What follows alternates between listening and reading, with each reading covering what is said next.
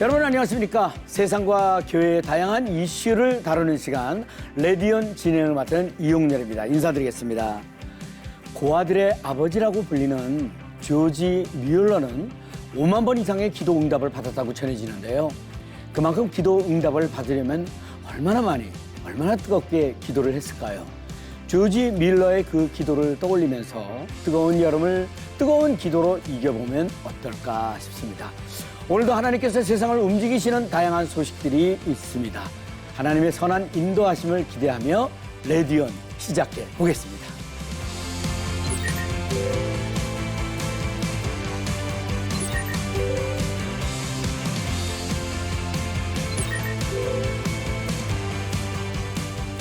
한 주간의 교육의 뉴스 중에서 가장 핫한 이슈를 골라서 깊숙이 파고들어서 집중 보도하는 이슈앤포커스.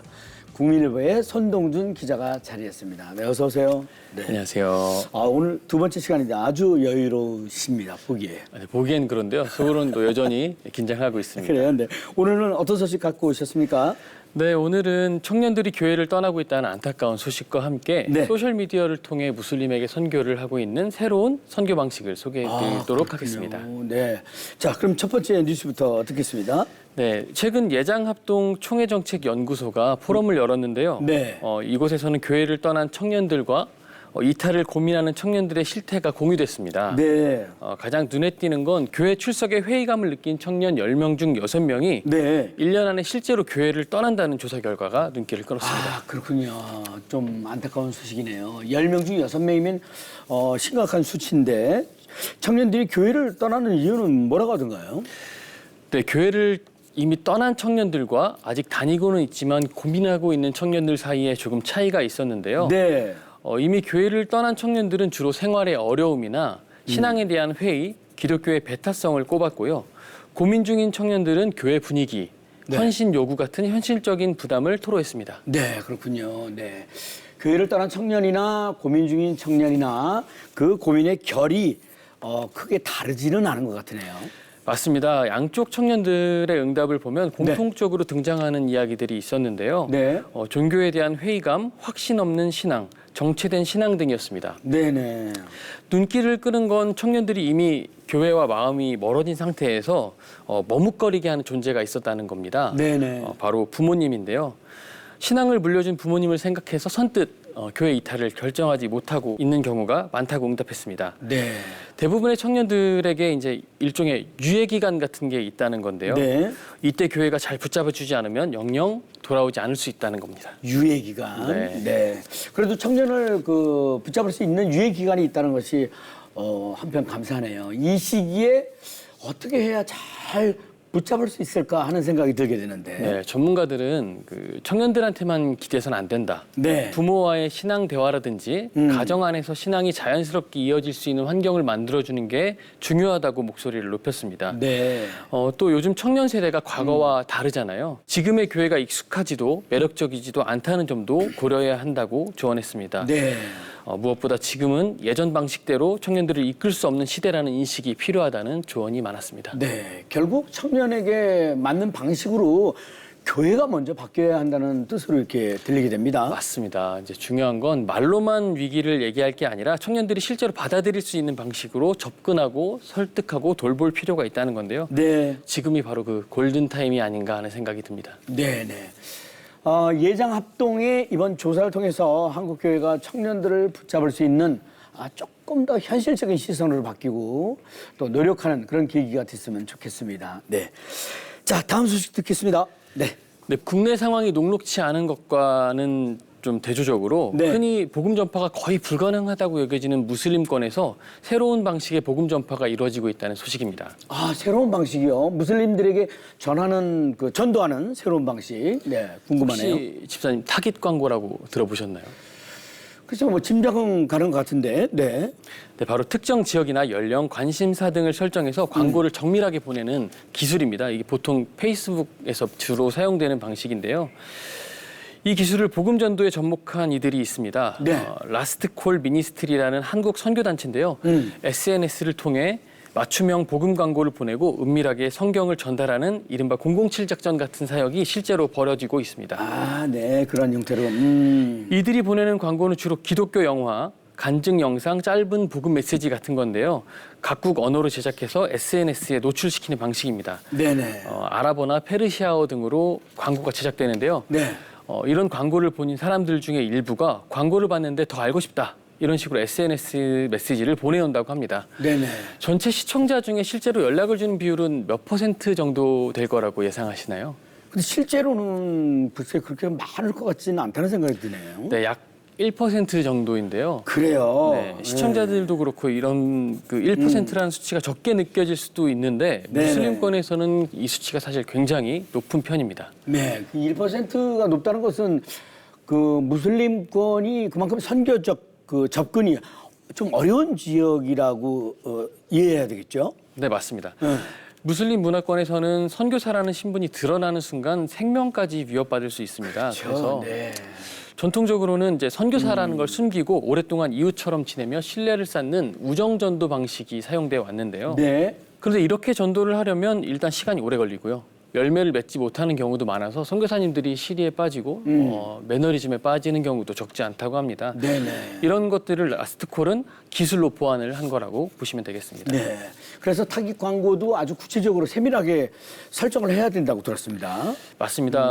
이를테면 튀르키예에 사는 20대, 30대 시리아 난민이라든가 독일에 머무는 아프가니스탄 출신 여성이라든가 이런 특정한 정해진 대상에게만 광고가 보이도록 정밀하게 집행을 하는데요. 네. 복음에 관심을 보인 이들에게는 먼저 PDF 성경 파일이나 양육 자료 같은 것들을 파일로 전달을 합니다. 네. 그런데 가끔 실물 성경을 요청하는 경우도 적지 않다고 해요. 이럴 땐 정말 첩보 작전처럼 움직인다고 합니다. 근데 왜 그렇게까지 조심해야 되나요? 그 무슬림권에서는 복음에 관심을 보이는 척하다가 접근하는 극단주의자나 정보원도 있다고 하는데요. 무턱대고 만났다가 선교사뿐 아니라 현지 기독교 공동체까지 위험에 빠질 수 있다고 합니다. 그렇죠. 예. 그래서 신뢰가 쌓이기 전까지는 서로 얼굴을 보지 않고 온라인에서 비대면 방식으로만 접촉을 한다고 해요. 그래서 실제 지난해에는 튀르키예 이스탄불의 한 지하철역에서 보관함에 이 라스트콜 미니스트리에서 성경과 자료를 숨겨두고 상대방에게 암호를 알려줘서 이렇게 전달하는 사례도 있었다고 합니다. 네, 그렇군요. 무슬림권 선교의 현실과 기술을 활용한 새로운 시도가 이루어지고 있다는 것이 인상적인데요. 이 방법을 통해 더 많은 무슬림들에게 복음이 전해지길 기대해 봅니다. 손동준 기자, 대단히 감사합니다. 고맙습니다. 감사합니다. 네. 자, 이어지는 단신 뉴스 보시겠습니다.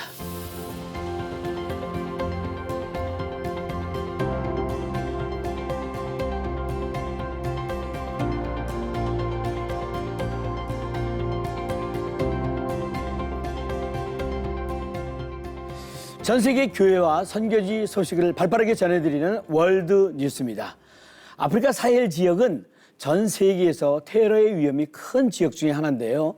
한 미국인 선교사가 이슬람 극단주의 테러 조직인 ISIS가 활개치는 이곳에서 목숨을 걸고 복음을 전하며 하나님의 군대를 세우고 있다고 합니다. 정은지 리포터가 자세히 전해드리겠습니다.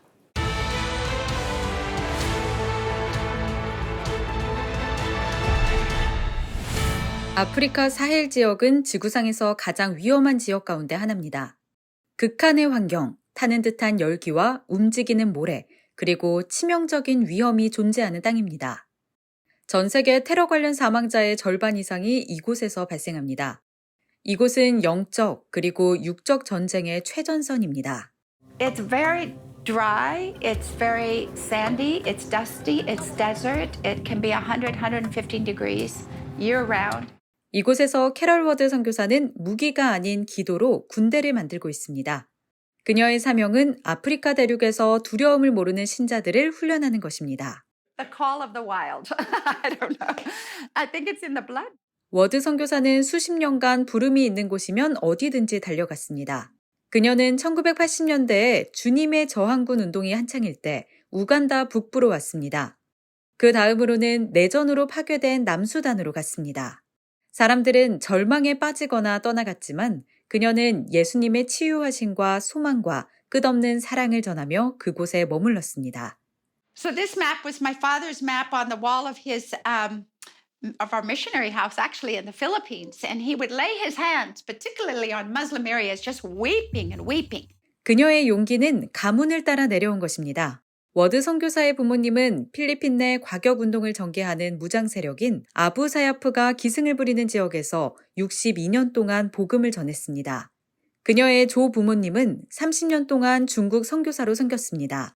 그녀가 예수님의 제자가 되는 것은 단순한 결정이 아니라 유산인 것입니다. I realized then fear is contagious, but so is faith. And so I grew up in a home that even though Abu Sayyaf was looking for my own father's head for 45 years, he had no fear. He absolutely loved the people that burned the Bibles and threw them back in his face. And he was willing to lay his life down. 워드 선교사의 사명은 보코하람, 아이시스, 그리고 알카에다의 존재로 그늘진 차드에서 계속됩니다.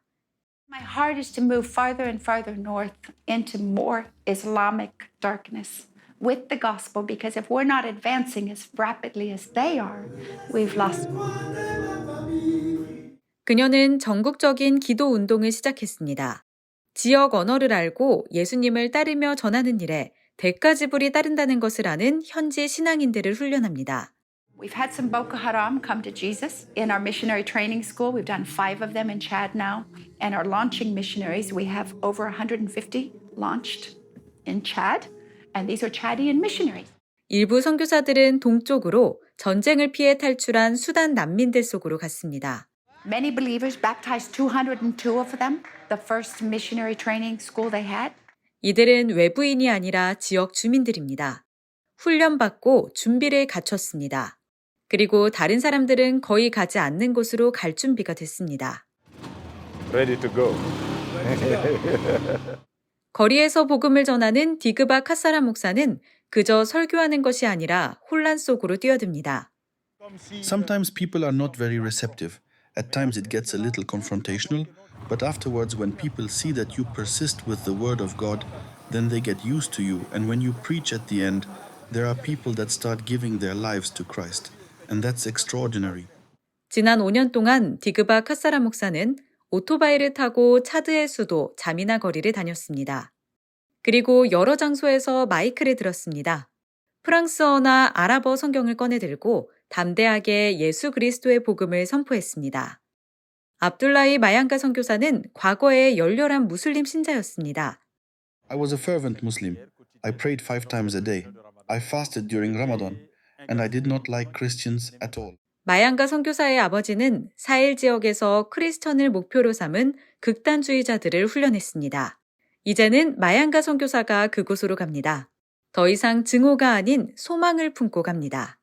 세상은 이곳에서 테러를 보지만 그는 다른 것을 봅니다. There is hope because many Muslims in these countries are open today to listening to the gospel.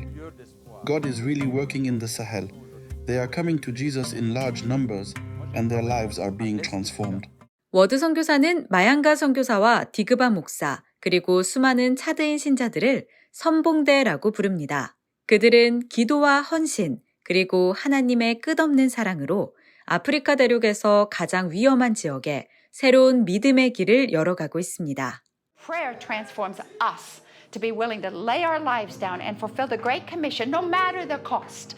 Prayer gives us the burden. We actually get maps out, and we map where are the unreached people groups, where's terrorism, where are wars and bloodshed. Let's go. 과거 테러리스트였던 이들이 예수님의 사랑으로 선교사가 되어 생명의 복음을 전하는 놀라운 역사가 앞으로도 계속되기를 소망합니다. 지금까지 월드뉴스 정은지입니다. 자, 이번 순서는요, 우리 사회의 다양한 이슈들을 성경적 시각을 통해 바라보는 온전한 인터뷰 시간입니다. 기독교 뮤지컬인 요한계시록이 창작 10주년을 맞아 개봉일부터 연일 매진을 기록하면서 성황리에 공연 중이라는 얘기를 들었습니다. 그래서 오늘 온전한 인터뷰에서는 기독교 창작 뮤지컬 요한계시록에 대해서 광야 아트센터의 윤성인 대표님을 초대해서 자세한 이야기 한번 들어보도록 하겠습니다. 네, 안녕하세요. 안녕하세요. 자기소개 좀 부탁드리겠습니다. 네, 안녕하세요. 인사드립니다. 저는 서울 청담동에 있는 기독교 뮤지컬 전용관입니다. 광야 아트센터를 섬기고 있는 윤성인 선교사라고 합니다. 네, 반갑습니다. 네. 네. 자, 먼저 뮤지컬 요한계시록에 대해서 듣고 싶습니다. 네. 네, 광야 아트센터에서 올라간 네. 저희 꽤 많은 기독교 뮤지컬을 공연을 하고 있는데요. 네. 가장 큰 사랑을 받고 있는 두 개의 작품을 꼽으라고 하면 네. 뮤지컬 더북 성경이 된 사람들이라고 하는 네. 종교개혁에 대한 이야기를 다룬 작품하고 뮤지컬 요한계시록을 꼽을 수가 있습니다. 네네. 참고로 뮤지컬 더북 성경이 된 사람들은 거의 뭐 1000회 정도 공연을 했고요. 그랬군요. 예. 공연을 보신 분들이 거의 20만 명에 육박할 정도로 가장 많이 사랑을 받은 작품인데 요한계시록도 거의 한 350회 정도 공연을 했고 네. 10만 명 가까이 보셨으니까 정말 큰 사랑을 받고 있는 작품입니다. 네네. 요한계시록은 2015년도에 초연을 했습니다. 네. 초연을 했고 그때 이후로 계속 공연을 해오면서 무엇보다 이 작품이 갖고 있는 말씀 안에 있는 귀한 메시지가 아주 현대적으로 쉽게 풀이되면서 네. 큰 사랑을 받고 있다라고 생각을 하고 있는데요. 네. 짧게 좀 줄거리를 설명드리면 네. 요한계시록 2장하고 3장에 보면요. 그 7교회에 대해서 주님께서 편지를 보내는 이야기가 있습니다. 네. 예수 그리스도가 보내는 7개의 편지에서 모티브를 따서 약간 옴니버스식으로 그런 스토리를 다뤘는데 그 예수 그리스도를 상징하는 아도나이 왕자님, 네. 그 왕자님을 기다리는 교회를 뜻하는 에클레시아가 그것을 기다리면서 7교회를 여행하는데요. 네. 그 옆에서 성령님을 상징하는 파라클레토스라고 하는 성령님이란 뜻이거든요. 네네. 성령님과 함께 7교회를 돌아다니면서 겪는 모험과 또 은혜와 감동과 웃음의 향연 뭐 이렇다라고 할 수 있을 것 같습니다. 네. 이번 그 요한계시록 무대가 5년 만에 다시 네네. 오는 거라고 이렇게 들었거든요. 네. 그만큼 보셨던 분들도 오셨겠고 굉장히 반응이 뜨거웠을 거라고 생각되는. 네. 요한계시록도 워낙 재관람률이 참 높은 작품 중에 하나인데요. 네. 지난 21일 저희가 5년 만에 공연을 다시 올렸고 또 올해가 창작 10주년을 기념하는 해였기 때문에 그랬군요. 예, 예. 더 큰 의미를 부여해서 열렸어요. 근데 저희 광야 공연은 좀 전통이 하나 있습니다. 네. 대학로에서부터 만들어진 전통인데 첫 공연 전과 가장 마지막 공연 마치고 나서 전 관객들과 같이 주기도문을 외웁니다. 네. 그 이유는 저희는 공연을 일반 뮤지컬 공연이 아니라 네. 한편의 공연 예배라고 받아들이면서 사역을 하고 있어서요. 네. 그렇게 배우들과 스태프들, 관객들이 함께 관객들이? 주기도문을 외우거든요. 네. 이번 공연 역시 저희들이 첫 공을 그렇게 올렸고 감사하게도 다 매진이 돼서 네. 객석도 꽉 차서 저희들이 은혜스럽게 공연을 했었습니다. 네네. 현재까지는 몇 회 공연이죠? 그럼 총 도합. 왜 저희들이 8월 23일까지 공연을 하는데 총 64회 공연을 합니다. 근데 광야 공연치고는 좀 기간이 짧은 편입니다. 네네. 저희는 한 번 하면 뭐 200회, 300회씩 하니까 예전까지 합하면 요번까지 하면은 이제 400회가 넘을 것 같습니다. 네네. 배우들도 계속 뭐 더블 캐스팅이 많습니까? 어떻습니까? 예, 저희들이 대부분의 저희 사역자들이 무대에 올라옵니다. 네. 이제 문화 선교사의 정체성을 갖고 사역을 하는 지체들인데요. 좀 부족하면 객원 배우들도 캐스팅을 하지만 대부분 저희 배우들이 하지만 또 다른 사역들을 겸해서 해야 돼서 네. 저희들이 최소한 더블 캐스팅 혹은 어떤 배우는 트리플로도 할 정도로 그렇게 배역이 맡겨져 있습니다. 네. 제가 왜 여쭤보냐면 이 네. 더블 캐스팅을 하게 되면 이 배우가 할 때 가서 본 거하고 또 다른 배우가 그렇죠. 할 때하고 또 감동이 2배, 3배가 됩니다. 예, 잘 아시는 것 같습니다. 네네. 그래서 그게 또 묘미입니다. 네네. 같은 대본, 같은 스토리인데 네. 같은 음악인데 배우가 달라지는 거에 따라서 네. 미묘한 차이가 있고 예, 예. 해석의 차이도 있고 그래서 네네. 저희 이제 관객 같은 경우도 기왕이면은 계속 보더라도 네. 내가 안 봤던 네, 캐스팅으로 배우. 보고 네네. 싶어하는 그런 경우가 종종 있습니다. 네, 그렇습니다. 네. 네. 그 뮤지컬 요한계시록에 대한 관객들의 반응 어떻습니까? 지난 10년 동안의 관객들의 반응을 뭐 다들 좋은 반응이고 네. 거의 평점으로 치면은 진짜 거의 만점에 가깝게 점수를 주시는데 네. 제가 생각해 보니까 딱 3가지로 요약이 되는 것 같아요. 먼저 쉽다. 네. 그리고 두 번째는 안심할 수 있다. 세 번째는 재밌다. 혹은 감동적이다. 이 쉽다의 의미는 뭐냐면 뭐 요한계시록 그러면은 좀 어렵게 느껴지잖아요. 네네. 왠지 난해할 것 같고 뭔가 너무 좀 뭔가 환상과 이런 예언서에 대한 이미지가 있어서 네. 그래서 참 접하기가 쉽지 않은데 막상 저희 공연을 보시면 너무 쉬운 거예요.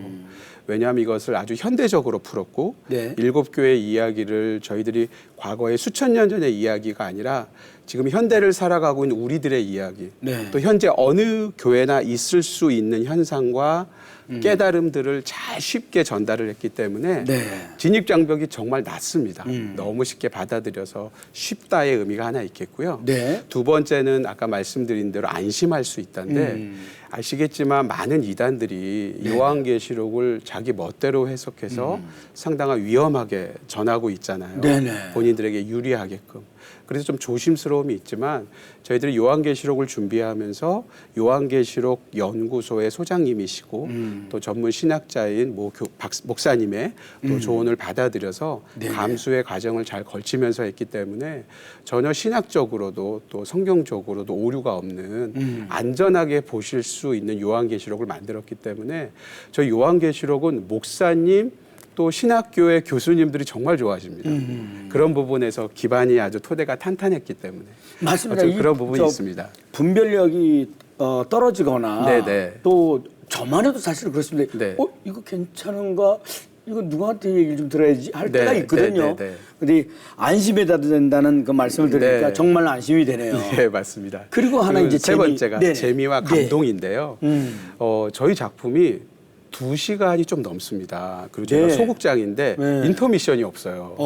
어떤 환경적인 열악함 때문에 네. 그럼에도 불구하고 어저께도 공연을 보신 분이 정말 뭐 60분이 아니라 20분이 지난 것 같다고 할 정도로 순식간에 2시간이 지나갈 만큼 되게 몰입하기 좋게끔 네. 아주 재밌는 작품이고요. 저희 대사 사이사이에 그 띵언이라고 요즘 젊은 친구들은 하는데 예, 명언이죠. 네네네. 딱 들으면은 가슴에 딱 꽂힐 만큼 네네. 귀한 어떤 이런 메시지들이 들어오면서 그런 부분들에 대한 반응도 아주 좋습니다. 네. 지금 대표님하고 이렇게 얘기를 나누면서 가만 있어봐, 이건 내가 시간을 언제 내야 되지 하는 빨리 생각이 오세요. 예. 들 정도로 꼭 오셔야 됩니다. 아이고 또 말씀을 이렇게 참 잘해주시고 제가 다 초대하고 싶네요. 네네. 오신 분들. 네. 우리가 알고 있는 성경 요한계시록은 신비롭고 상징적인 내용이 많기 때문에 이 뮤지컬로 각색하는데 어려움이 많았을 것 같다는 생각이 드는데 이번 공연을 준비하면서 특별히 그 주안점을 둔 부분은 어떤 점들이었는지 궁금합니다.